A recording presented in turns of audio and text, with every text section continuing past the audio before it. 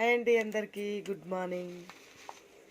ఇగో ఈరోజు ఏంటంటే గోధుమ రవ్వ ఉప్మాని అయితే నేను మట్టి పాత్రలో చేస్తున్నా. ఇప్పుడే ఆయిల్ వేడెక్కింది, కొంచెం జీలకర్ర అయితే వేసిన,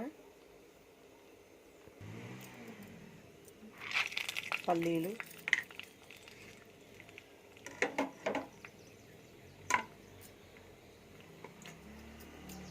ఉల్లిగడ్డలు, క్యారెట్ ముక్కలు,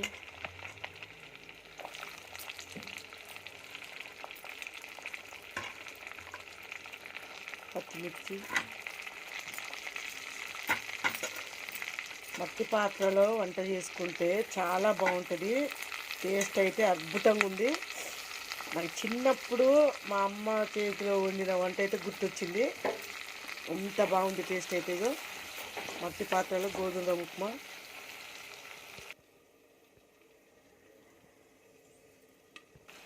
ఇప్పుడే మగ్గిపోతున్నాయి క్యారెట్, పచ్చిమిర్చి, పల్లీలన్నీ, కరివేపాకు,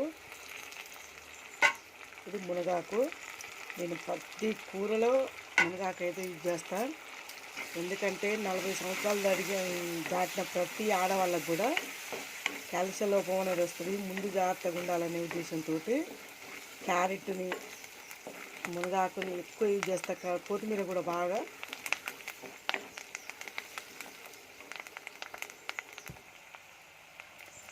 పక్కన ఆల్రెడీ వాటర్ అయితే వేడి పెట్టుకొని రెడీ ఉంచుతున్నా.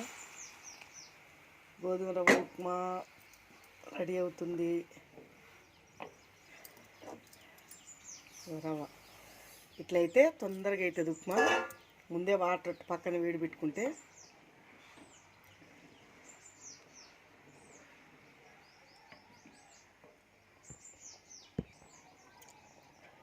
రుచికి సరిపడా ఉప్పు,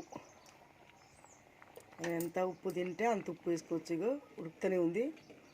నేను ఎప్పుడు ఉప్మా చేసినా కూడా పక్కన వేడి నీళ్ళు అనేది వేరే దాంట్లో వేరే పాత్రలో పెట్టుకొని, ఆ తర్వాత ఇగో ఇందులో తాలింపు చేసుకున్న తర్వాత వెంటనే వాటర్ పోసి, ఆ తర్వాత రవ్వ పోతే తొందరగా ఉడుకుద్ది ఉప్మా.